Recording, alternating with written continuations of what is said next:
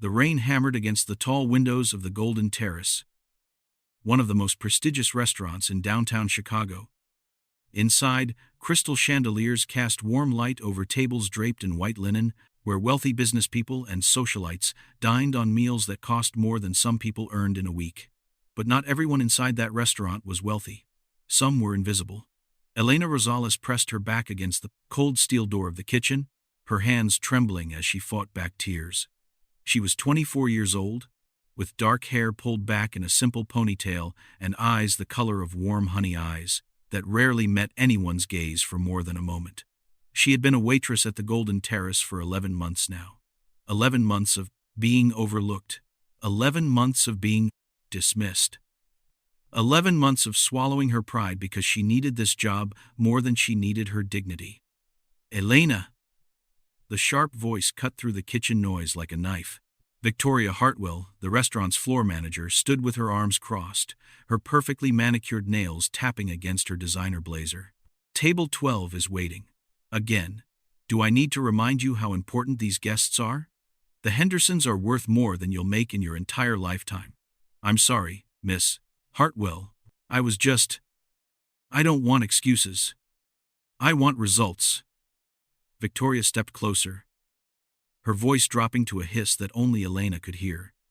Sometimes, I wonder why we even hired you. You can barely speak above a whisper. You shake when you carry trays. You're the worst server we've ever had. Elena's throat tightened. She wanted to defend herself. She wanted to explain that her hands only shook because Victoria watched her every move, waiting for her to fail. She wanted to say that her voice was quiet because every time she spoke up, someone told her to be silent. But she said nothing. She had learned, long ago, that people like Victoria didn't want explanations. They wanted submission. Yes, Miss Hartwell, Elena whispered. I'll attend to table 12 right away. Victoria's lips curled into a satisfied smile. That's what I thought. Oh. And Elena? She paused at the door. Try not to embarrass us tonight. We have some very important guests arriving in an hour. If you mess this up, it will be your last night here. The kitchen door swung shut, leaving Elena alone with the clanging of pots and the shouting of chefs. She took a deep breath, forcing her hands to steady. One more night, she told herself. Just get through one more night. Elena had not always been this afraid. Once, when she was younger, she had been full of dreams.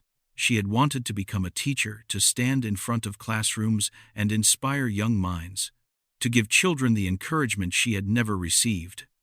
But dreams were expensive. Her mother had gotten sick when Elena was 19. Cancer, the kind that ate away at the body and the bank account with equal cruelty. Elena had dropped out of college to work full-time, taking any job she could find. Her mother had passed 2 years ago, leaving Elena with nothing but debt and grief, and a small, stubborn flame of hope that refused to die. Someday, she told herself every night before sleep claimed her. Someday, things will be different. But tonight, like every night, someday felt impossibly far away. Table 12 belonged to the Hendersons, a couple in their 60s, who came to the Golden Terrace every Thursday evening. Henderson was a retired investment banker with a permanently sour expression. Mrs. Henderson wore diamonds that could have paid off Elena's entire debt 3 times over. Finally, Mrs. Henderson sniffed as Elena approached. We've been waiting for ages. I apologize for the delay, ma'am. Elena kept her voice soft. Her eyes lowered. May I take your order? Well, I should hope so. That's your job, isn't it, Mr. Henderson didn't look up from his phone. I'll have the filet mignon, medium rare. If it comes out wrong, I'll send it back, twice, if necessary. And I'll have the sea bass, Mrs. Henderson added. No butter, no oil. I'm watching my figure, not that you would understand, dear. Her eyes traveled over Elena's modest uniform with barely concealed disdain. Some of us have standards to maintain. Elena wrote down the order, her pen moving steadily, despite the flush of shame crawling up her neck. Don't react. Don't react. Don't react. Thank you. Your meals will be out shortly. She turned to leave, but Mr. Henderson's voice stopped her. Wait! You forgot to refill our water glasses. What's wrong with you? Can't you do anything right? Elena looked at the table. Both glasses were still half full, but she said nothing. She simply picked up the pitcher and topped off their glasses, adding water that wasn't needed to satisfy an ego that would never be full. Will there be anything else? She asked. Mrs. Henderson waved her away like she was shooing a fly. That will be all. For now. The rain had grown heavier by the time the evening rush began in earnest. Tables filled with the usual crowd, business executives closing deals over steak, couples celebrating anniversaries with overpriced champagne, socialites comparing their latest purchases with competitive enthusiasm. And then, at exactly 7:47 p.m., he walked in. At first, nobody noticed him. He was tall, over 6 feet, with broad shoulders that suggested strength despite his age, which Elena guessed to be somewhere in his mid-50s. His hair was silver gray, swept back from a face that might have been handsome once, but was now weathered with lines that spoke of both wisdom and sorrow. But it was his eyes that caught Elena's attention. They were blue, pale blue, like a winter sky, but there was something different about them, something clouded. They didn't focus on anything, didn't track the movement of people around him. And in his hand, held with practiced ease, was a white cane. He was blind. The hostess, a young woman named Brianna, who spent more time checking her phone than greeting guests, looked up with obvious annoyance. Can I help you? She asked, her tone suggesting she'd rather be anywhere else. I'd like a table. Please, the man said. His voice was deep and calm, carrying an undercurrent of quiet authority that seemed at odds with his simple appearance.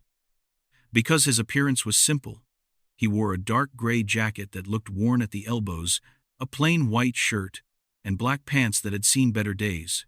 His shoes were scuffed. He carried no briefcase, no designer watch, no obvious symbols of wealth. To the untrained eye, he looked like nobody special.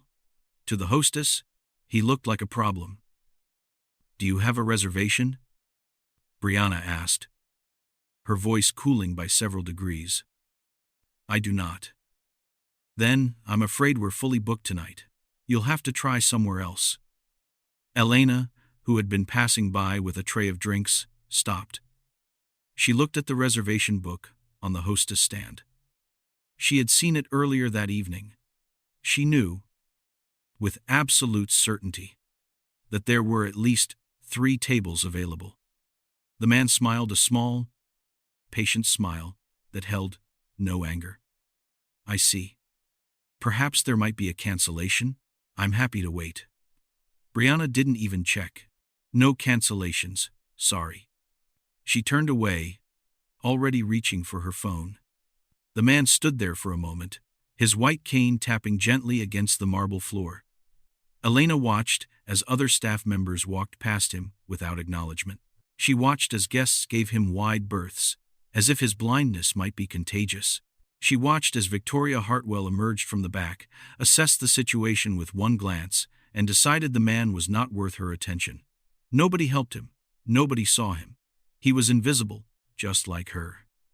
And something inside Elena, something small but stubborn, something that had refused to die despite years of being trampled, suddenly stirred to life. Before she could second-guess herself, she set down her tray and walked over. Excuse me, sir? The man turned toward her voice, his unseeing eyes somehow finding her direction with uncanny accuracy. Yes? I couldn't help but notice you were looking for a table. I believe we have one available, if you'd like to follow me. Brianna's head snapped up. Elena, what are you doing? I told him we're full. Table 9 just cleared, Elena said quietly. The Petersons left early. Their dinner was comped because of the mix-up with their order. That table hasn't been cleaned yet. I'll clean it myself. Elena looked at the blind man, and, for the first time, in longer than she could remember, she didn't look away. If that's all right with you, sir, It will only take a moment. The man's expression shifted. Something flickered across his features, surprise, perhaps, or curiosity. Then his lips curved into a genuine smile. That would be very kind of you. Thank you. Victoria appeared at Elena's elbow, her grip tight on Elena's arm. What do you think you're doing? She hissed. My job. Miss Hartwell. The words came out before Elena could stop them. I'm seating a guest. Victoria's eyes narrowed dangerously. We'll discuss this later. She turned to the blind man, her voice transforming into sickly sweetness. Sir, I apologize for any confusion. Please, allow our hostess to, actually, the man interrupted gently. I'd prefer if this young lady assisted me. She's already been very helpful. Victoria's smile froze. For a long moment, she simply stared at Elena, at the blind man, at the situation she had lost control of. Fine, she said through clenched teeth. Elena, see to it that our guest is well taken care of. The way she said guest made it clear she considered him anything but. Yes, Miss Hartwell. Elena gently touched the man's elbow, light enough that he could pull away if he chose, firm enough to guide him. Right this way, sir. Watch your step. There's a small ledge between the entry and the dining room. He followed her lead with practiced grace, his cane sweeping in short arcs ahead of them. You're very kind, he said as they walked. Not many people would have done what you did. It's nothing, sir. Just basic decency. In my experience, he replied quietly, basic decency is one of the rarest things in the world. Table 9 was in a corner of the restaurant, far from the windows, far from the other guests, practically invisible. Elena suspected this was precisely why Victoria had allowed it. But the blind man didn't seem to mind. He settled into his chair with a small sigh of relief, placing his cane against the wall beside him. Elena Rosales. Elena. He said her name slowly, as if tasting it. That's a beautiful name. It means light. Doesn't it? She blinked, surprised. Yes, it does. Not many people know that. I've always been interested in names. They tell you a lot about a person. Or rather, about what their parents hoped they would become. He paused. My name is Marcus. Marcus Stone. It's nice to meet you, Mr. Stone. Please just Marcus. He tilted his head slightly. You have a gentle voice, Elena. Gentle, but there's strength in it. Hidden strength. Elena felt heat rise to her cheeks. She couldn't remember the last time anyone had spoken to her with such consideration. Can I get you something to drink while you look at? She caught herself. I'm so sorry. I didn't mean. But Marcus only laughed. A warm, rich sound that drew a few glances from nearby tables. It's quite all right. It happens more often than you'd think. People forget, or they're not sure how to phrase things. I prefer honesty over awkward avoidance. Still, I should have been more thoughtful. You've been nothing but thoughtful since the moment I walked in. He leaned back in his chair. Tell me, Elena, would you be willing to read me the menu? I'm afraid I didn't bring my Braille reader tonight. And I'm quite hungry. Elena's heart clenched. She thought of Victoria watching from across the room. She thought of the other tables waiting for service. She thought of all the reasons she should hand this task off to someone else and disappear back into the kitchen. But then she looked at Marcus Stone at his patient smile, his unseeing eyes, his quiet dignity, and she made a choice. I'd be happy to, Mr. Stone. Marcus. She pulled up a chair and sat down across from him. Something servers at the Golden Terrace never did. Let me start with the appetizers. Over the next 15 minutes, Elena read through the entire menu. She didn't just list the items, she described them. The way the bruschetta was topped with fresh tomatoes and basil drizzled in aged balsamic. The rich, velvety texture of the butternut squash soup. The delicate presentation of the seared scallops, which came with a citrus reduction that reminded her of sunshine. Marcus listened intently, occasionally asking questions. What did the restaurant smell like tonight? Were there flowers on the tables? What color were the napkins? With each question, Elena found herself painting a picture, with words bringing to life the world that his eyes could not see. And somewhere in that conversation, something shifted. She forgot to be shy. She forgot to be afraid. For the first time in years, Elena felt seen. "You have a gift," Marcus said when she finished. "The way you describe things, it's like poetry." "I used to want to be a teacher," Elena heard herself say. I thought I might be good at explaining things, making people understand. Why didn't you?" The question was simple, but it cut deep. "Life happened," she said softly. "It usually does." Marcus nodded slowly. "Yes, it usually does." He reached out, his hand finding the water glass with practiced accuracy. "May I ask you something, Elena?" "Of course." "Why did you help me tonight?" "Truly?" Elena was quiet for a moment. "Because no one else would," she finally said. "Because I know what it feels like to be invisible. To have people look right through you, like you don't exist." She paused. "And because kindness shouldn't be something you have to earn. It should be freely given." Marcus Stone went very still. His fingers tightened around the water glass, and his expression, which had been calm and pleasant all evening, flickered with something raw, something vulnerable. "My late wife used to say something similar," he murmured.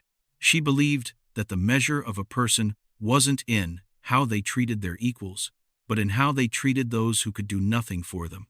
She sounds like a wise woman." She was.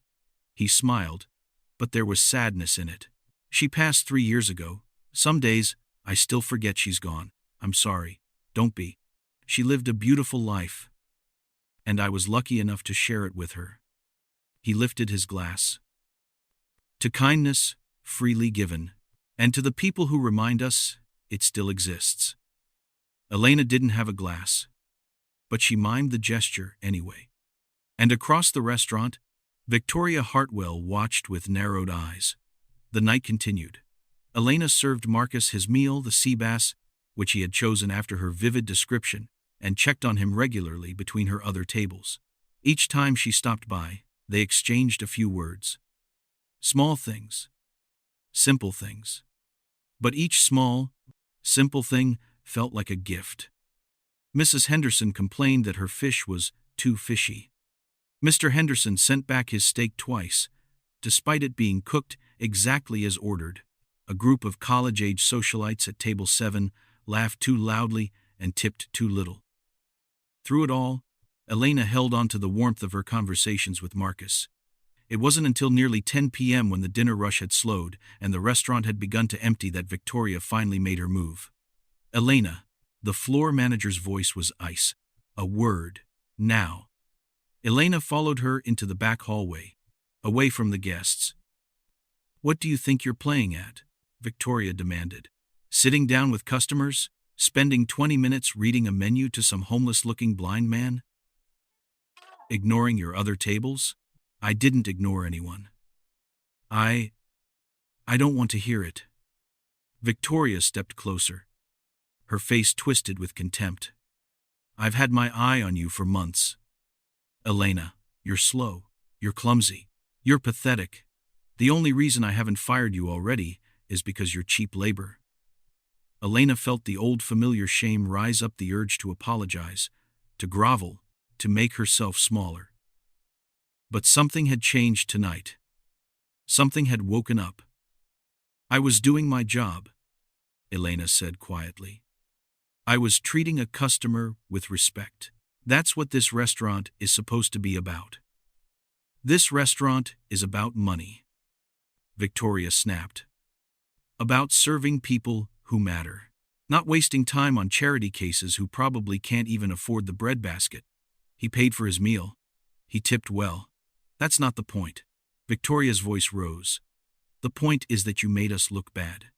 You showed everyone that our standards have slipped, that we're letting in. in anyone. Elena looked at Victoria, really looked at her. At the designer clothes and the perfect makeup and the cruel, empty eyes. And she realized something. Victoria wasn't angry because Elena had broken the rules. She was angry because Elena had shown kindness to someone Victoria had decided didn't deserve it. "With all due respect, Miss Hartwell," Elena said slowly, "I think our standards should include treating all people with dignity, regardless of what they look like or what you assume about their bank account." Victoria's face went white, then red. "You're fired," she hissed. "Get out. Now." The words hit Elena like a physical blow. For a moment, she couldn't breathe. Fired.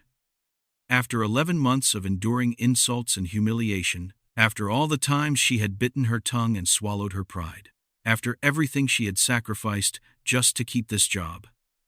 Gone. Because she had read a menu to a blind man. Elena felt tears threatening to fall. But she refused to give Victoria the satisfaction. "Fine," she whispered. "I'll get my things." She turned and walked away, her legs unsteady beneath her. She didn't see Marcus Stone standing just around the corner, his white cane in hand, his expression unreadable. And she didn't see him reach into his pocket and pull out a phone much more sophisticated than anything his shabby clothes would suggest. She didn't hear him murmur a single sentence, "I've seen enough." The rain had stopped by the time Elena stepped outside. The city was quiet, that strange, peaceful quiet that came after a storm, when the world felt washed clean. Streetlights reflected off wet pavement, creating ribbons of gold in the darkness. Elena stood on the sidewalk, her small bag of belongings clutched to her chest, and tried to remember how to breathe. What was she going to do? Rent was due in 2 weeks. Her credit cards were maxed out. She had exactly $342 in her bank account, not enough for groceries, let alone another month's security deposit if she got evicted. "You should have kept your mouth shut," a voice whispered in her head. "You should have stayed invisible." But another voice, smaller but clearer, said something else. "You did the right thing. You stood up for someone who needed it. That matters, Elena." She spun around, his cane tapping gently as he navigated the threshold. "Marcus, what are you? How did you?" "I heard what happened." His voice was grave. "I'm sorry. I didn't mean to cause trouble for you." Elena shook her head, even though he couldn't see it. "It wasn't your fault. You didn't do anything wrong." "Neither did you."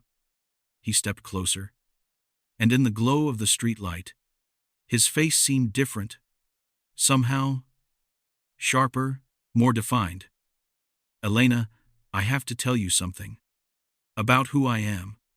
"I know who you are," she said softly. "You're Marcus. You're kind. And you're patient.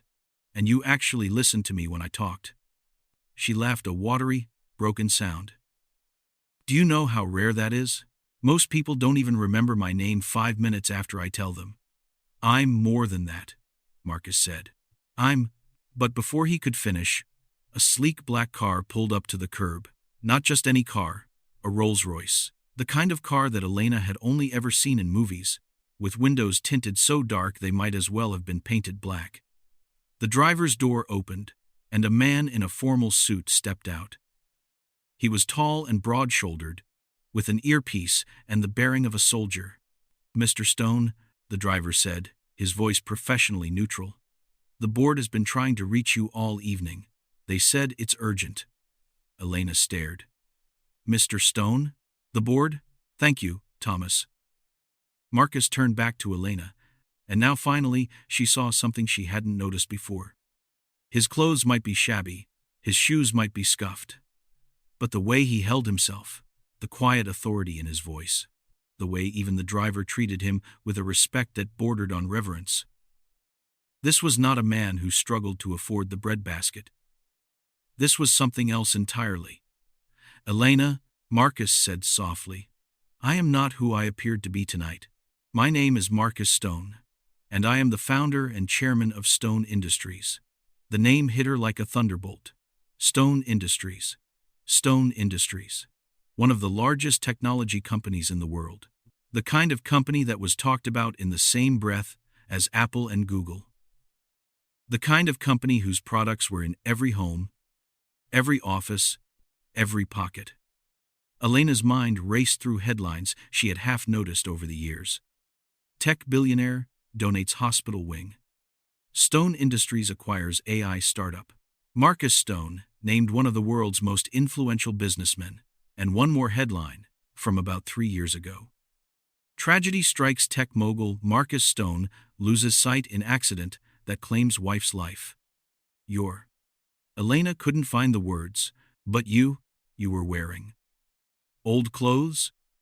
Marcus smiled the same warm, patient smile from before. I learned something after I lost my sight. Elena, I learned that people treated me differently when they couldn't see my wealth. The expensive suits, the watches, the obvious markers of status. I stopped wearing them because I wanted to see how people would treat me when they thought I was nobody. He stepped closer. Most people treat me like a burden, an inconvenience, something to be ignored or dismissed. His voice dropped. But not you. You really saw me. When I was at my most vulnerable, you gave me kindness when I couldn't offer you anything in return. Elena felt tears slipping down her cheeks now, and she couldn't stop them. I was just being decent, she whispered. That's all. Decency, Marcus said, is the rarest currency in this world, and you gave it freely. He reached out, his hand finding her shoulder with gentle accuracy. Elena, I came to the Golden Terrace tonight for a reason. I come to different restaurants, different businesses, different places, always dressed down, always unassuming to find out how people really behave when they think no one important is watching. And tonight? She asked. Tonight, I found something I haven't found in a very long time. He smiled. I found someone extraordinary. Elena didn't know what to say. Her whole world had shifted in the span of 5 minutes. The job she had lost, the future she had feared, everything seemed different now. I don't understand, she finally managed. What does this mean? It means, Marcus said, that we have much to discuss, but not here. Not tonight. He handed her a card heavy, embossed, with the Stone Industries logo gleaming in silver. Call this number tomorrow. Ask for my assistant, Clara.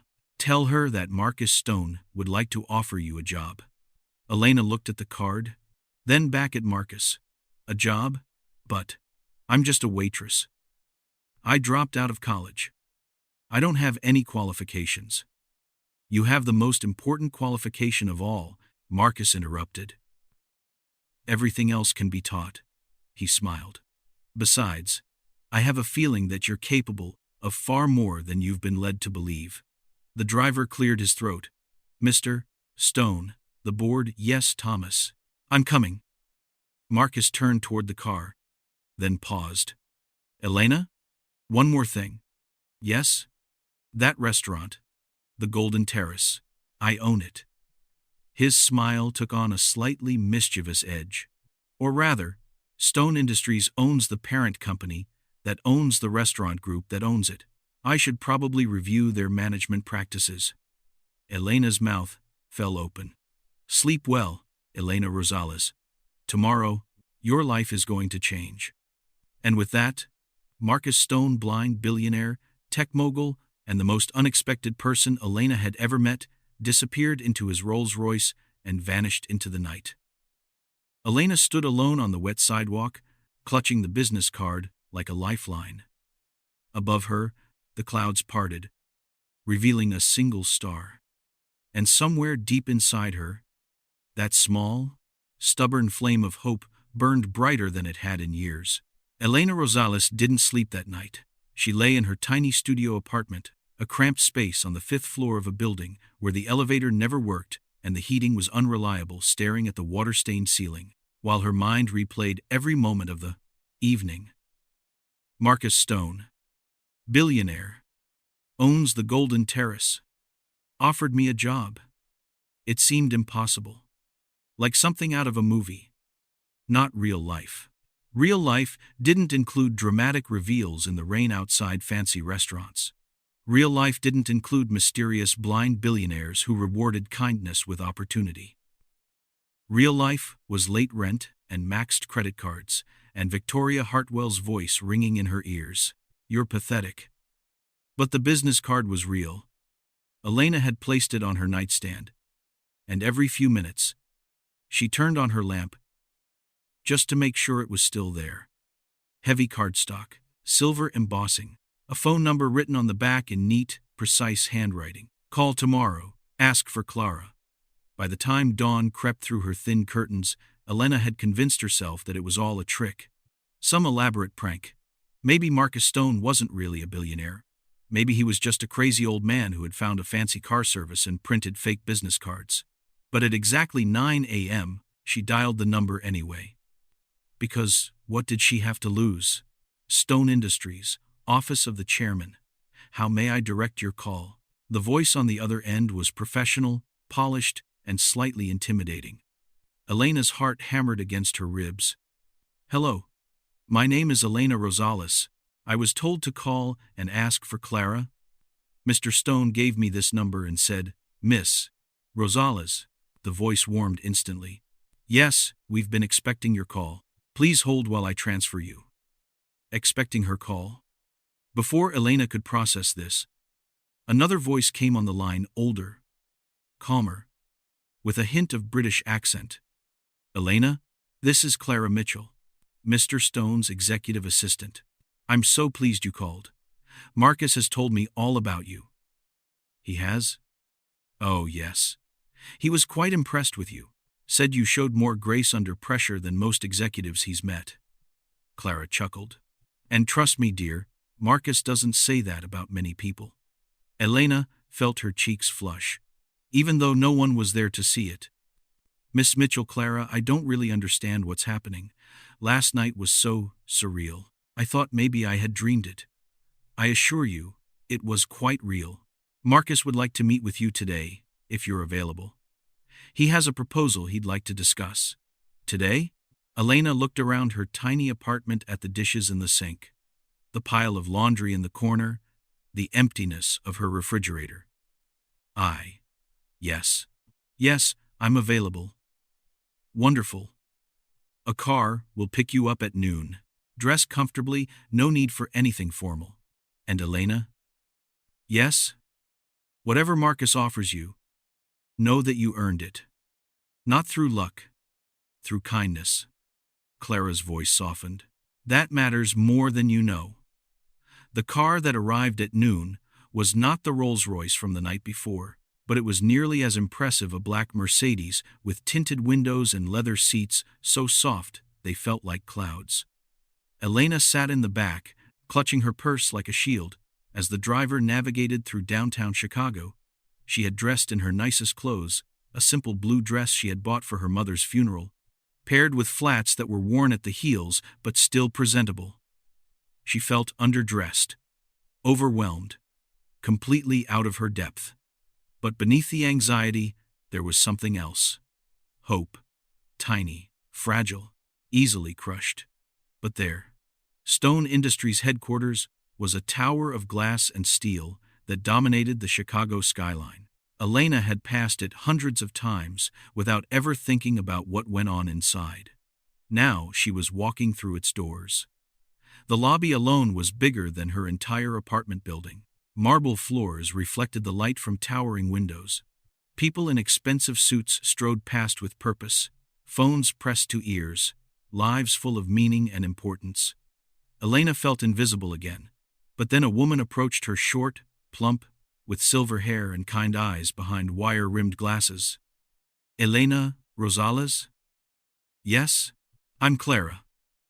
The woman smiled warmly and extended her hand. It's so nice to finally meet you in person. Come, Marcus is waiting. They took a private elevator to the top floor, 47 stories up. When the doors opened, Elena found herself in a space that seemed designed to inspire awe. Floor-to-ceiling windows offered a panoramic view of the city and the lake beyond. The furniture was modern but comfortable, all clean lines and natural materials. Art hung on the walls, real art, Elena suspected, not prints. And in the center of it all, seated in a wheelchair-accessible chair near the window, was Marcus Stone. He looked different in daylight, more relaxed. He wore simple clothes, a navy sweater and gray slacks, but they were clearly expensive, the kind of casual that only wealthy people could afford. His white cane rested against the arm of his chair. Elena. His face lit up when Clara announced her. "Please, come in. Sit down." Elena obeyed, settling into a chair across from him, while Clara discreetly excused herself. For a moment, neither of them spoke. "I wasn't sure you would call," Marcus finally said. "Many people wouldn't have." "I almost didn't," Elena admitted. "I thought it might be a dream." "And now?" She looked around the room at the view, the art, the impossible reality of where she was. "Now, I'm not sure what to think." Marcus nodded slowly. "I understand. Let me try to explain." He leaned forward, his unseeing eyes somehow finding her direction. "Elena, I've spent the last 3 years, since my wife died, trying to find purpose. After the accident that took her life and my sight, I felt lost, empty. All the money in the world couldn't fill the void she left behind." His voice was steady, but Elena could hear the pain beneath the words. "Eventually, I realized that I needed to change how I lived. I needed to understand people, really understand them, without the filter of wealth and status. So I started these experiments. I suppose you could call them. Going out into the world, dressed as nobody. Seeing how people treated me when they thought I had nothing to offer. And what did you find? Mostly disappointment." Marcus smiled sadly. "People are remarkably cruel when they think no one is watching. They ignore, they dismiss, they make assumptions based on appearance." He paused. "But occasionally, very occasionally, I find someone different. Someone who proves that kindness still exists. Someone like me, exactly like you." Elena felt tears prickling at her eyes. "I didn't do anything special. I just treated you like a person. And that," Marcus said softly, "is exactly why you're special." Over the next hour, Marcus laid out his proposal. He wanted Elena to join Stone Industries, not as a secretary or receptionist, but as a member of a special project he was developing. A foundation focused on accessibility and inclusion for people with disabilities. "I want to change how the world treats people like me," he explained. "People who can't see, can't hear, can't walk. We're invisible to so many barriers everywhere. Assumptions that we can't contribute. I want to tear down those barriers. And I want people like you, people with empathy and insight to help me do it." Elena's head was spinning. "But I don't have any experience. I don't have a degree. I don't know anything about running a foundation. You know about kindness. You know about being overlooked. You know what it feels like to be treated as less than." Marcus leaned back. "That knowledge is worth more than any business degree. Everything else, we can teach you." "I don't know what to say." "Say yes," he smiled, "or at least say you'll think about it." Elena looked at Marcus Stone, at this man who had every reason to be bitter, who had lost his wife and his sight and still chose to help others. She thought about her mother, who had spent her final years worried about Elena's future. She thought about Victoria Hartwell and the Hendersons and everyone who had ever made her feel small. And she thought about that tiny flame of hope that had refused to die. "Yes," she whispered. "I'll do it." The next 3 weeks were a whirlwind. Elena moved out of her cramped studio and into a comfortable apartment that Stone Industries subsidized as part of her employment package. She received a salary that made her old waitressing wages look like pocket change. She was given an office, an actual office, with her name on the door in the Stone Industries Tower. But more than the material changes, Elena felt herself changing. She attended meetings where her opinion was valued. She worked alongside experts in accessibility design, learning about technology and policy and advocacy. She spoke with people who had disabilities, hearing their stories, understanding their struggles, finding ways to help, and slowly, tentatively, she began to find her voice. "You're doing remarkable work," Marcus told her one afternoon during one of their regular check-ins. "Clara says you've already made improvements to 3 of our beta products just by sharing your perspective." Elena flushed. "I just pointed out things that seemed obvious. Like how the voice navigation on the phone app was too fast, it didn't give people time to process the information. That obvious thing took our engineers 6 months to identify. And they still hadn't fixed it." Marcus shook his head, smiling. "Never underestimate the value of fresh eyes, Elena. You see things that people who have been in this industry for decades have learned to overlook." The conversation was interrupted by Clara's voice through the intercom. "Marcus, I'm sorry to interrupt, but Victoria Hartwell is here. She says it's urgent." Elena felt her stomach drop. Victoria. She had done her best not to think about the Golden Terrace or the people who had worked there. It was a chapter of her life she wanted to close. But clearly, the chapter wasn't finished with her. Victoria Hartwell looked different than Elena remembered. Her designer clothes were the same, her makeup just as perfect, but there was a tension in her shoulders, a tightness around her eyes that hadn't been there before. She stood in the doorway of Marcus's office, clutching a folder to her chest, and when she saw Elena, her face went white. "You," Victoria breathed. "What are you doing here?" "Miss Rosales is one of my senior advisors," Marcus said calmly from his chair. "Please, Miss Hartwell, come in. I believe you wanted to discuss the future of the Golden Terrace?" Victoria's eyes darted between Elena and Marcus, clearly trying to understand what she was seeing. Yes. I came because there have been changes at the restaurant. Restructuring.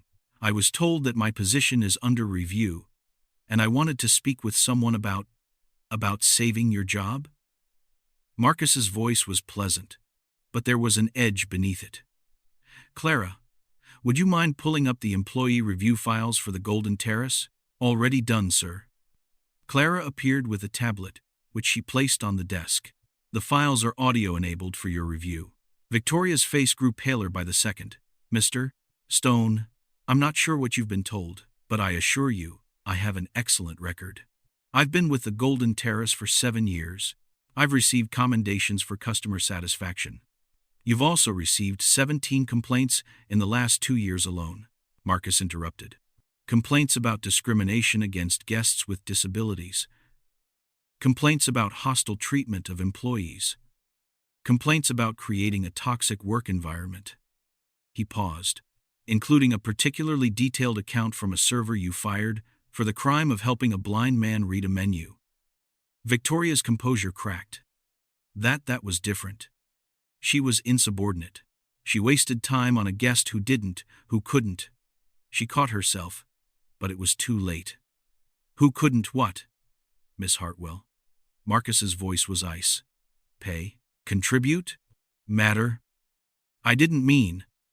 I think you meant exactly what you said." Marcus stood, and even without sight, his presence filled the room. "Miss Hartwell, I have dedicated the past 3 years of my life to understanding how people treat those they consider lesser. I have sat in waiting rooms and been ignored. I have walked into restaurants and been turned away. I have asked for help and been met with contempt." He stepped closer to Victoria, his white cane tapping against the floor. "But I have also met people like Elena, people who see past appearances, who offer kindness without expectation of reward. And I have learned that the measure of a person is not in how they treat those who can help them, but in how they treat those who cannot." Victoria was shaking now. "Mr. Stone, please, I need this job. I have bills, responsibilities. As did Elena. When you fired her. Marcus's voice held no sympathy. Did you consider her bills? Her responsibilities? Did you give her a chance to explain, or did you simply decide she wasn't worth your time? I. Your employment is terminated. Effective immediately. You will receive severance pay as required by law, but nothing more. Marcus turned away. Clara will escort you out. Victoria opened her mouth, then closed it. She looked at Elena, really looked at her for what might have been the first time. And in her eyes, Elena saw something she hadn't expected. Fear. The same fear Elena had felt, standing on that wet sidewalk, wondering how she would survive. Wait, Elena said. Everyone in the room turned to look at her. Marcus, may I speak with you, privately? In the hallway outside the office, Elena spoke quickly. I know what Victoria did to me. I know she doesn't deserve mercy. But, she paused, searching for the right words. When you talked about finding purpose after tragedy, about learning to see people differently, that's what happened to me too. These past few weeks have changed me. They've helped me understand that everyone has a story. Even people who hurt us. You're asking me to give her a second chance?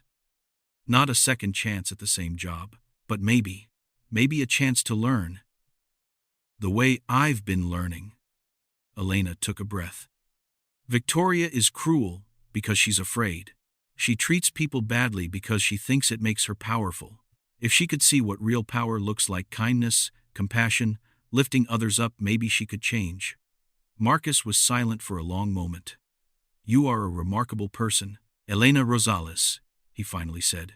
Most people, given this opportunity, would want revenge. Revenge won't fix anything. It won't change who Victoria is or help the people she's hurt. Elena shook her head. But if we show her another way, if we give her a chance to be better, then maybe something good can come from all the pain. Marcus smiled, that same warm, patient smile from the first night they met. Very well. I'll modify the terms. Victoria will be offered a position in our accessibility training program at entry level, with significant oversight. Whether she accepts and whether she changes will be up to her. Thank you. Don't thank me. This was your decision. He reached out, his hand finding her shoulder with uncanny accuracy. You're going to do great things, Elena. I knew it from the moment you sat down to read me that menu. Victoria accepted the offer. It was the last thing Elena expected. But when the paperwork crossed her desk, there it was, Victoria Hartwell, enrolled in the Stone Industries Accessibility and Inclusion Training Program. Their first encounter, 3 days later, was awkward. Victoria wouldn't meet Elena's eyes. Her usual confidence was gone, replaced by a hunched uncertainty that made her seem smaller somehow. I know I don't deserve this, Victoria said quietly. I know what I did to you was wrong, but I'm grateful for the chance. Elena didn't know how to respond. Part of her wanted to rage at Victoria, to list every cruel word, every dismissive glance, every moment of humiliation. But another part, the part that had grown stronger over these weeks, recognized something in Victoria's voice. Shame. Real shame, not performance. The past is the past, Elena finally said. What matters now is what you do next. Victoria nodded, still not meeting her eyes. I'll do better, she whispered. I promise. 6 months later, Elena barely recognized her life. The Stone Foundation for Accessibility had officially launched, with Elena as one of its founding directors. They had partnered with hospitals, schools, and businesses across the country to improve access for people with disabilities. They had developed new technologies, apps that described the world for the blind, devices that translated sign language in real time, wheelchairs that could navigate stairs.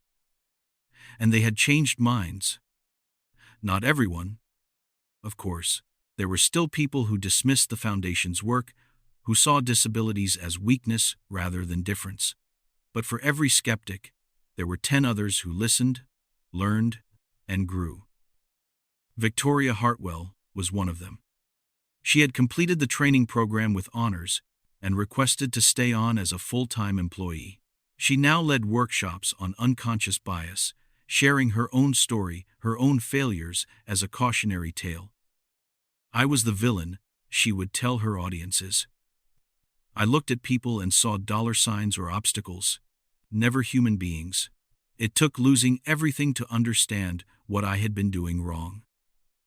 Elena watched one of these workshops from the back of the room, marveling at the transformation. "People can change," she thought.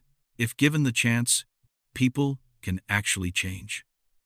The Golden Terrace changed too. Under new management, carefully selected by Marcus's team, the restaurant became a model for inclusive dining. Menus were available in Braille and audio format. Staff were trained in accessibility etiquette. The same space that had once made Elena feel invisible now welcomed everyone.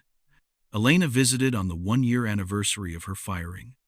She sat at table 9, the same table where she had first read the menu to Marcus and ordered the sea bass with citrus reduction. It tasted like victory. "Is everything to your satisfaction, Miss Rosales?" Elena looked up to see the new floor manager, a young man named David, who had been one of her fellow servers back in the day. "It's perfect," she said. "Thank you, David. Thank you." He glanced around the restaurant, then leaned in conspiratorially. "You know, half the staff here applied because they heard about what you did, how you stood up for that guest and got fired for it, how you came back to change everything." He grinned. "You're kind of a legend around here." Elena laughed, a full, genuine laugh that would have been impossible a year ago. "I'm no legend. I just did what was right." "Same thing, isn't it?" Later that evening, Elena met Marcus for their weekly dinner, a tradition they had started months ago. They sat in his private dining room at the Stone Industries Tower, surrounded by floor-to-ceiling windows that overlooked the glittering city. "I have news," Marcus said, setting down his wine glass. "The foundation has been nominated for the Global Humanitarian Award." Elena nearly choked on her water. "What?" "The announcement goes public next week, but I wanted you to hear it from me first," he smiled. "You're going to be accepting the award on behalf of the foundation." "Me? But you're the founder. You're the one who made all of this possible." "I provided the money. You provided the heart." Marcus's voice was firm but gentle. "Elena, when I started this foundation, I didn't know what it would become. I had ideas, resources, intentions, but you gave it life. You brought the compassion, the insight, the relentless drive to make things better. This award belongs to you." Elena felt tears sliding down her cheeks, not tears of sadness, but something else entirely. Joy. Pride. Hope. "I don't know what to say." "Say, you'll accept it. And say, you'll keep fighting for people who can't fight for themselves." Marcus reached across the table, finding her hand with practiced ease. "The world needs more people like you, Elena. People who see others really see them, and choose kindness anyway." She squeezed his hand. "I will," she promised. "I'll keep fighting until everyone is seen." Outside the window, the city sparkled with 1,000 lights. Somewhere down there, a young waitress was probably starting her shift, bracing for another night of being overlooked. Somewhere, a person with a disability was being turned away from a restaurant. Somewhere, someone was making the same cruel assumptions that Victoria once made. The world was far from perfect, but it was changing, one act of kindness at a time. And Elena Rosales, once invisible, once afraid, once convinced she was, nobody was leading the charge. The night before the Global Humanitarian Award ceremony, Elena stood in front of her bathroom mirror and tried to recognize the woman staring back at her. 2 years. It had been 2 years since a shy waitress had read a menu to a blind man in a fancy restaurant. 2 years since everything changed. The woman in the mirror wore her dark hair loose around her shoulders now, no longer pulled back in a nervous ponytail. Her eyes still, the color of warm honey, met their own reflection without flinching. Her posture was straight, confident, the posture of someone who knew her worth. But beneath the confidence, Elena felt the familiar flutter of fear. What if I'm not ready? What if I mess up? What if everyone realizes I don't belong? The imposter syndrome had never fully gone away. It whispered to her in quiet moments, reminding her of where she had come from, questioning her right to be where she was. But she had learned to whisper back, I earned this. I worked for this. I belong here. Her phone buzzed on the counter. A text from Clara. Car arriving in 30 minutes. Marcus says to breathe. Everything will be fine. Elena smiled despite her nerves. Breathe. Everything will be fine. The Global Humanitarian Awards ceremony was held at the Grand Pavilion, a magnificent venue in downtown Chicago that had hosted presidents, royalty, and some of the most influential people on the planet. Tonight, it was filled with philanthropists, activists, business leaders, and celebrities, all gathered to celebrate those who had dedicated their lives to making the world better. And Elena Rosales was about to walk onto that stage. The Stone Foundation's table was near the front of the room, prime real estate, according to Clara, who had orchestrated every detail of the evening with military precision. Marcus sat beside Elena, resplendent in a perfectly tailored tuxedo that somehow made his silver hair look distinguished rather than old. His white cane rested against his chair, and his unseeing eyes were fixed forward with the calm confidence of a man who had nothing to prove. Nervous? He asked quietly. Terrified, Elena admitted. Good. He smiled. It means you care. Around them, the tables buzzed with conversation. Elena recognized faces from magazine covers and news broadcasts, politicians, tech moguls, movie stars. These were people whose names appeared on buildings and scholarship funds, whose influence shaped entire industries. And somehow, she was supposed to stand up in front of them and speak. Breathe. Everything will be fine. The ceremony proceeded with elegant precision. Awards were given for environmental conservation, medical research, educational innovation. Elena watched the recipients climb the stage, deliver polished speeches, accept their gleaming trophies with practiced grace. They all seemed so calm, so confident. I'm not like them, she thought. I don't have their poise. I don't know how to do this. But then Marcus's hand found hers under the table, squeezing gently. You're going to do wonderfully, he murmured. Just speak from the heart. And then the host was announcing the final award of the evening. Ladies and gentlemen, our most prestigious honor, the Global Humanitarian Award for Outstanding Contribution to Accessibility and Inclusion. This award recognizes an organization that has fundamentally changed how the world treats people with disabilities, creating technology, policy, and cultural change that will impact generations to come. A video began playing on the massive screen's images of the Stone Foundation's work. People using the apps they had developed. Children with disabilities attending schools that had been transformed by their accessibility programs. The restaurant partnerships, the hospital initiatives, the countless lives touched by their mission. And there, woven throughout the video, was Elena. Elena speaking at conferences. Elena meeting with community leaders. Elena kneeling to talk to a young girl in a wheelchair. Both of them laughing at something only they understood. That's me, she thought, watching herself on screen. That's really me. Accepting this award on behalf of the Stone Foundation for Accessibility, Miss Elena Rosales. The room erupted in applause. Elena stood on legs that felt like they belonged to someone else. She walked to the stage, each step an act of will, and somehow made it to the podium without tripping. The trophy was heavier than she expected, a gleaming sculpture of hands clasped together, symbolizing unity and support. She set it on the podium and looked out at the sea of faces. 1,000 people watching her, waiting for her to speak. Breathe. 2 years ago, Elena began, her voice shaking slightly. I was a waitress at a restaurant not far from here. I was 24 years old. I had no college degree, no connections, no power. I was invisible. She paused, steadying herself. I was invisible because society had taught me that people like me, poor people, struggling people, people without impressive titles or expensive clothes didn't matter. I had learned to keep my head down, my voice quiet, my expectations low.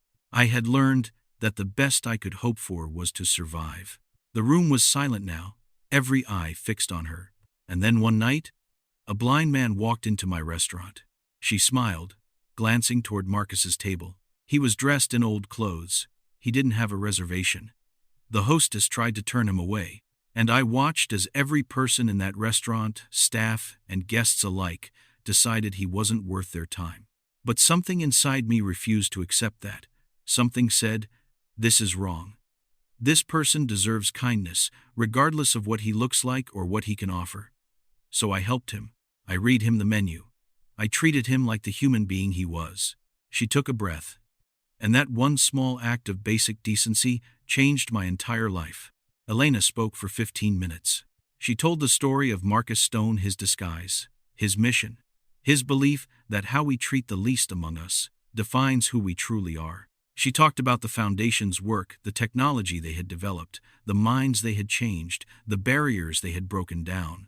But mostly, she talked about people, about Carlos, the young man with cerebral palsy who had used their app to navigate his first job interview and gotten hired, about Mrs. Liu, the elderly woman who had regained her independence after their accessibility modifications transformed her home, about David, the restaurant manager who had once been her fellow server and who now led one of the most inclusive dining establishments in the city, and about Victoria Hartwell. "I'm not going to pretend that everyone who hurt me has been redeemed," Elena said. "That's not how real life works. But some people, when given the chance, when shown another way, can change. Victoria was cruel to me once. She was cruel to a lot of people. But she chose to do the hard work of confronting her own prejudices, and today she leads workshops that have taught hundreds of people to treat others with dignity." She paused, letting the words settle. "That's what this foundation is about. Not punishment for wrongdoers. Not revenge for past hurts. It's about building a world where kindness is the default, where everyone is seen, where disability is a difference to be accommodated rather than a deficiency to be pitied. We still have so far to go. There are still millions of people around the world who are invisible, not because they lack worth, but because society refuses to see them. That has to change. And it will change. Because for every person who dismisses, who ignores, who discriminates, there is someone else who chooses kindness. I know this because I was that invisible person once, and someone saw me." Elena looked directly at Marcus. Marcus Stone saw me, not as a poor waitress or a nobody without connections. He saw me as a human being with something to offer, and in doing so, he gave me the chance to become who I was always meant to be. That's the power of truly seeing people. When you see someone really see them, you give them the freedom to bloom. She lifted the trophy. "This award belongs to everyone who has ever been invisible. Everyone who has been overlooked, dismissed, underestimated. Know that your value doesn't depend on other people's ability to recognize it. You are worthy. You are capable. You matter. And to everyone else, everyone who has the power to see or to ignore, I challenge you. The next time you encounter someone who seems to have nothing to offer, remember that you don't know their story. You don't know their worth. You don't know who they might become. Choose kindness. Choose to see. Because you never know when the person you dismiss might be the one who changes everything." The applause was thunderous. Elena stood at the podium, trembling, as the room rose to its feet. She saw tears on faces, powerful, wealthy, influential people wiping their eyes, moved by her words. She saw Marcus standing too, his white cane in hand, a proud smile on his face. And she saw, for the first time, herself, not the shy waitress who hid in kitchens, not the invisible girl who expected nothing, but Elena Rosales, leader, advocate, voice for the voiceless. "I did it," she thought. "I actually did it." The after-party was a blur of congratulations and business cards, champagne toasts, and heartfelt handshakes. But the moment that would stay with Elena forever happened near the end of the evening, when the crowd had thinned and she found a quiet corner to catch her breath. Miss Rosales. She turned to find a young woman standing behind her, probably in her early 20s, with nervous eyes and hands that wouldn't stop fidgeting. "I'm sorry to bother you," the young woman said. "I know you must be tired, but I had to tell you." Her voice broke. "I work at a hotel downtown, housekeeping. I've been there for 3 years, and every day I feel like I don't exist. Like I'm just a uniform, not a person." Tears spilled down her cheeks. "But tonight, listening to you, you gave me hope. You made me believe that maybe I'm worth more than how they treat me." Elena felt her heart crack open. She reached out and took the young woman's hands. "You are," she said firmly. "You are worth so much more. And I know it doesn't feel like it now. I know the world tells you otherwise every single day, but your story isn't over. You don't know where you'll be in 2 years, or 5 years, or 10. All you can do is keep going. Keep being kind. Keep believing that there's something better ahead." "Is that what you did?" "That's exactly what I did." Elena smiled. "Even when it was hard, even when I wanted to give up, I held on to hope. And eventually, hope held on to me." The young woman, whose name, Elena would later learn, was Rebecca, hugged her so tightly it was almost painful. And in that moment, Elena understood something profound. This was why she had been given everything she had been given, not for the awards or the titles or the recognition, but for moments like this, for the chance to reach back and lift others up, the same way Marcus had lifted her.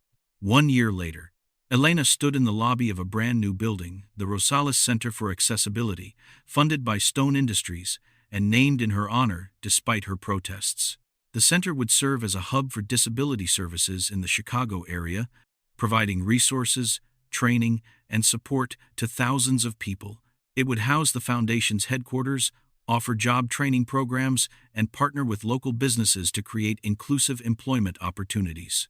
And on the wall, just inside the entrance, hung a large photograph. It showed a young woman with dark hair and honey-colored eyes, reading from a menu to a silver-haired man whose unseeing eyes were fixed on her face with an expression of perfect contentment. The caption beneath it read, "Where it all began." "It's perfect," Marcus said, standing beside her. His health had declined in recent months, the cumulative toll of age and the accident that had taken his sight, but his spirit remained undiminished. "Everything about this place is perfect. It wouldn't exist without you. It wouldn't exist without us." He reached out, and Elena took his hand. "We did this together, Elena, every step of the way." She looked around the lobby at the accessible design, the inclusive signage, the staff preparing for the grand opening, and felt a swell of pride so intense it almost hurt. "I wish my mother could see this," she said softly. "She worried so much about my future, about what would become of me. I think she would be proud beyond words." "I hope so." Elena blinked back tears. "I hope she knows that I made it, that all her sacrifices weren't for nothing." "She knows." Marcus squeezed her hand.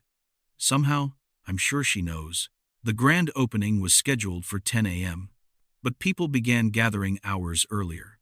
They came from all over the city, people with disabilities and their families, activists and advocates, business leaders and politicians.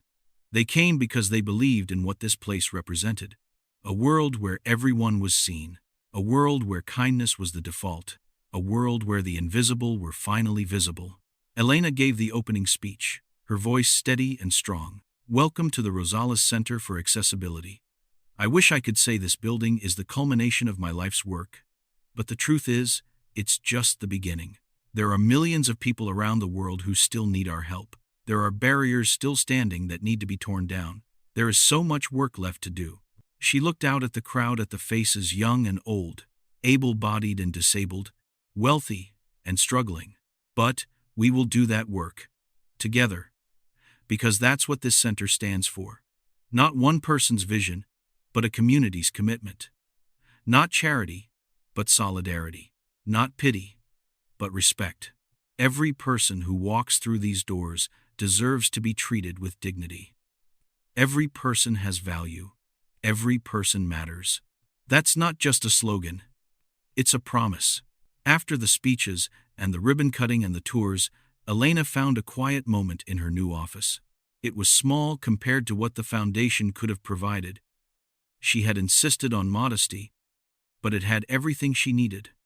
A desk, a computer, a window overlooking the city, and on the wall, a simple frame containing a wrinkled business card. Stone Industries. Marcus Stone, chairman. The card that had changed everything. Elena was studying it when a knock came at the door. "Come in." It was Rebecca, the young housekeeper from the award ceremony, who had become one of the first employees of the Rosales Center. "Sorry to interrupt," Rebecca said, "but there's someone here to see you. She says her name is Victoria Hartwell." Elena's eyebrows rose. "Send her in." Victoria looked older than she had 2 years ago, gray threading through her hair, lines deepening around her eyes, but she carried herself differently now. The coldness was gone. In its place was something warmer, more genuine. "Elena." Victoria stopped in the doorway, seeming unsure whether to enter. "I hope I'm not intruding." "Not at all. Please, sit down." They sat across from each other. Two women whose paths had crossed in conflict and converged in something unexpected. "I wanted to give you this." Victoria held out an envelope. "It's not much, just something I've been working on." Elena opened the envelope and found a check made out to the Rosales Center. The amount made her gasp. "Victoria, this is your entire savings." "I know." Victoria's voice was steady, but her eyes glistened. "I've thought about this for months, Elena. About what I could do to make up for who I used to be. And I realized that nothing I do will ever fully erase the past. But I can help build a better future." "You don't have to. I want to." Victoria leaned forward. "You gave me a second chance when I didn't deserve one. You showed me that kindness is stronger than cruelty, that forgiveness is possible even when it's not earned. Let me pay that forward." Elena looked at the check, then at the woman who had once made her feel worthless, and she saw, not a villain, but a human being who had made terrible choices and was trying, desperately, to make better ones. "Thank you, Victoria," she said softly. "This will help so many people. That's all I want." Victoria stood to leave, then paused at the door. "Elena?" "Yes? That night at the Golden Terrace, when you helped Marcus read the menu, I watched you. I was so angry, so ready to tear you down. But some small part of me recognized what I was seeing. Someone with courage I didn't have. Someone willing to do the right thing, even when it would cost her everything." She smiled a real smile, perhaps the first truly genuine one Elena had ever seen from her. "I'm glad you got this ending, Elena. You deserved it all along." Marcus Stone passed away peacefully in his sleep 3 months later. The whole world mourned. He had been, after all, one of the most influential figures in technology and philanthropy. His legacy would live on in the products that bore his name, the foundations he had funded, the countless lives he had touched. But for Elena, the loss was personal. She had lost her mentor, her friend, her family. The funeral was held on a gray November morning, attended by thousands. Elena sat in the front row, clutching a single white rose, trying to hold herself together.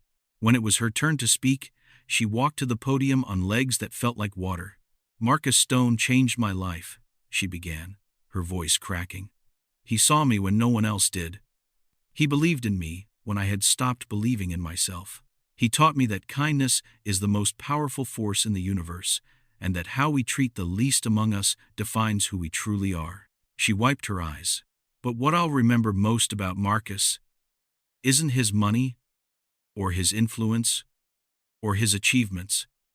It's the way he made people feel. When you talked to him, you felt seen, really seen, like you were the most important person in the room. He gave that gift to everyone he met, not just the powerful and the wealthy, but the forgotten and the overlooked. The waitresses and the janitors and the people society had decided didn't matter. He saw them all, and in seeing them, he made them believe they could be more. She looked at the casket, draped in flowers. I'm going to miss you, Marcus. Every day for the rest of my life. But I promise you this. I will keep fighting. I will keep seeing people. I will keep choosing kindness, no matter how hard it gets. Because that's what you taught me. That's your legacy. And I will spend my whole life trying to be worthy of it. 5 years later, Elena Rosales stood in the lobby of the Rosales Center, watching the morning rush of clients and staff. The center had grown beyond anything she could have imagined. They now operated in 15 cities across the country. With international expansion on the horizon, they had placed thousands of people with disabilities in meaningful employment. They had changed laws, shifted attitudes, transformed entire industries. And it had all started with a simple act of kindness. A shy waitress, reading a menu to a blind man. Elena walked through the center, greeting people by name, stopping to chat with clients, checking on programs. She still loved this part of the work. The human connection. The daily reminder of why they did what they did. Near the entrance, she noticed a new face, a young man in a worn jacket, his eyes darting nervously around the lobby. He looked overwhelmed, scared, like he didn't belong. Elena walked over. Hi there. I'm Elena. Is this your first time visiting us? The young man nodded jerkily. I'm looking for help. I lost my job last month because of my hearing. They said I was too slow, that I couldn't keep up. I don't know what to do. I don't know if anyone can help me. Elena smiled the same warm, genuine smile that Marcus had once given her. You're in the right place, she said. We're going to help you. I promise. She guided him toward the intake office, explaining the programs they offered, the resources available to him, the community of people who understood exactly what he was going through. And as she walked with him, she felt Marcus's presence beside her, not as a ghost, but as a memory, a warmth, a continuing light. This is what it's all about, she thought. Seeing people, lifting them up, passing on the kindness we've received. This is how we change the world, one person at a time. That night, Elena went home to the apartment she had moved into after the center's first anniversary. A modest place, comfortable, but not extravagant, just the way she liked it. She poured herself a cup of tea and sat by the window, watching the city lights twinkle in the darkness. On her wall hung 2 photographs. The first was the famous image from the restaurant Elena, reading the menu to Marcus, both of them unaware that they were creating history. The second was newer, a group photo from the center's 5th anniversary celebration. Elena was in the middle, surrounded by staff and clients and volunteers, all of them smiling, all of them part of something bigger than themselves. Below the photographs, a small plaque bore the words that Marcus had spoken to her on their first night together. Basic decency is one of the rarest things in the world, and you gave it freely. Elena smiled at the words, feeling their truth settle into her bones. She had come so far from the invisible waitress who had been afraid to speak above a whisper. She had found her voice. She had found her purpose. She had found her light. And she would spend the rest of her life sharing that light with others, seeing the unseen, lifting the fallen, proving that kindness was the most powerful force on earth, because she had learned the secret that Marcus had tried to teach the world. Every person matters. Every act of kindness ripples outward. And the measure of our lives is not in how we treat those who can help us, but in how we treat those who cannot. Elena finished her tea and looked out at the city one last time. Somewhere out there, a young person was struggling. A family was losing hope. Someone was being told they didn't matter. But there were also people fighting for them, seeing them, believing in them. And tomorrow, Elena would get up and join that fight again, because that's what it meant to carry the light.